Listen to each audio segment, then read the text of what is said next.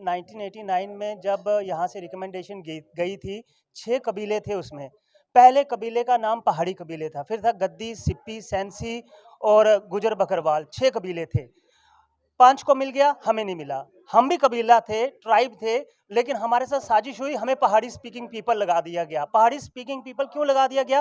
क्योंकि भारत का जो संविधान है, आर्टिकल 342 है, जो एसटी प्रोवाइड करता है, उसमें भाषा के नाम पे एसटी नहीं दी जाती।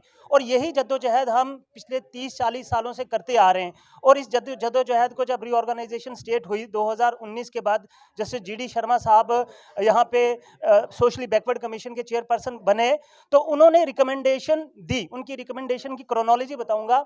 उन्होंने 23 मई को उन्हीं की रिकमेंडेशन के ऊपर गवर्नर साहब की बिहाफ पे सोशल वेलफेयर डिपार्टमेंट चिट्ठी लिखता है होम मिनिस्ट्री को कि पहाड़ियों को एसटी दिया जाए। 2 तारीख को जब वो चिट्ठी वहां पहुंचती है, तो 9 तारीख को होम मिनिस्ट्री से 9 जून को आता है कि ये जो केस है, ये नोडल इसके मंत्रालय ट्राइबल अफेयर मिनिस्ट्री है, ट्राइबल अफेयर मिनिस्ट्री को फॉरवर्ड की जाए। 15 जुलाई को हमारे सोशल वेलफेयर डिपार्टमेंट की तरफ से ये चिट्ठी ट्राइबल अफेयर मिनिस्ट्री की तरफ जाती है। फिर जो कॉन्स्टिट्यूशनली हर्डल्स थी वो क्लियर हुई।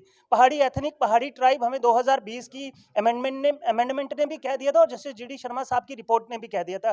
टाइमिंग देखिए, 4 अक्टूबर को होम मिनिस्टर साहब रजौरी आते हैं, 5 को बारामूला जाते हैं, और वो हमसे वादा करके जाते हैं कि पहाड़ी कबीले को उनका एसटी का दर्जा मिलेगा। और इसी बीच कॉन्स्टिट्यूशनल जो हर्डल थी उन्हें दूर किया जा रहा था।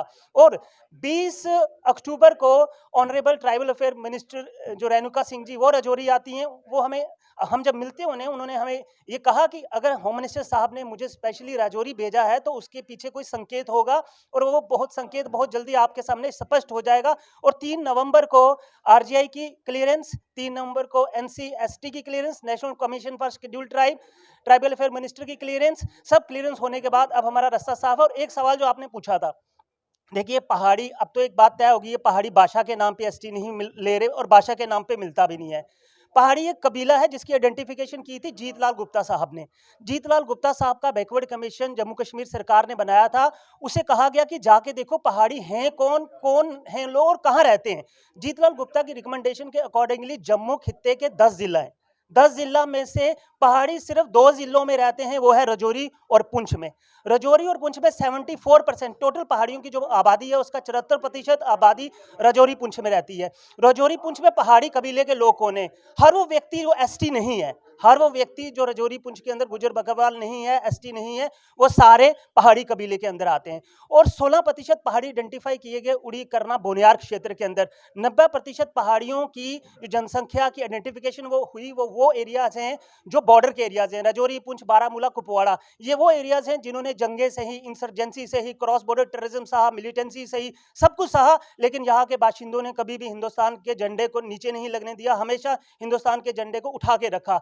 ये वो लोग हैं जहाँ पे ना सर्विस सेक्टर है, ना एग्रीकल्चर सेक्टर है, ना प्राइवेट सेक्टर है। और मैं इतना कहूँगा कि रजौरी, पुंछ 2 खित्ते हैं, डिस्ट्रिक्ट्स हैं जो पहाड़ी कबीले से बिलोंग करते हैं। वैसे तो अगर पहाड़ों की बात करोगे तो लेह लद्दाख से लेकर अरुणाचल प्रदेश तक 2500 किलोमीटर के पहाड़ है।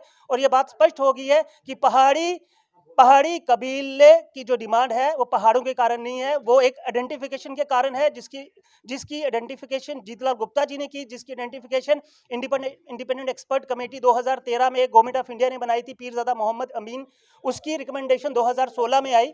और फाइनली जीडी शर्मा साहब की रिकमेंडेशन के बाद, आरजीआई की क्लियरेंस के बाद, आपके एनसीएसटी की क्लियरेंस के बाद, ट्राइबल अफेयर मिनिस्टर की क्लियरेंस के बाद, अब पहाड़ी ट्राइब जो है एसटी के दर्जे में आ चुकी है। सर बहुत शुक्रिया आपका कि आपने जो है वो सबका डाउट क्लियर किया। अब मैं एक ही आवाज आनी चाहिए मुझे यहाँ से, क्या अब जितने भी पहाड़ी लोग हैं, जैसे बात करते हैं, मुश्ताक बुखारी जी से बात हुई, उन्होंने कहा कि एक एक पहाड़ी का वोट जो है मैं बीजेपी को डलवाऊंगा, तो अब क्या पहाड़ी कबीले के लोग देंगे बीजेपी को वोट? इसमें कोई शक नहीं है, हम सब इस चीज के लिए तैयार हैं। हमने पहले कहा था एहसान का बदला एहसान होगा, और ये हम करके दिखाएंगे। और जिस चीज के ऊपर रविंदर जी ने ऊपर जाके हमारी बात रखी कि अगर हम ऐसा करेंगे तो पहाड़ियों का बच्चा बच्चा हमारे साथ होगा, वो आप सब देखेंगे। बहुत बहुत शुक्रिया। और एक और डाउट क्लियर करना चाहूँगा, पहाड़ी कबीले के जो वोटर हैं, ये आज 15 से 20 लाख के करीब वोटर हैं, और 15 से 16 कॉन्स्टिट्यूंसीज जम्मू कश्मीर के अंदर हैं।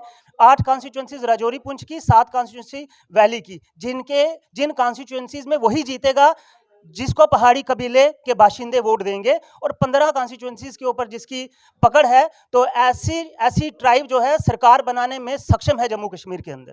जी, आप कुछ बोल रहे थे। मैं वो हमने बोला था कि तुस कड्डो कड़ाका अस कटकार कट सांगे वोट दे आवन ते अस दबकार कट सांगे। शुक्रिया।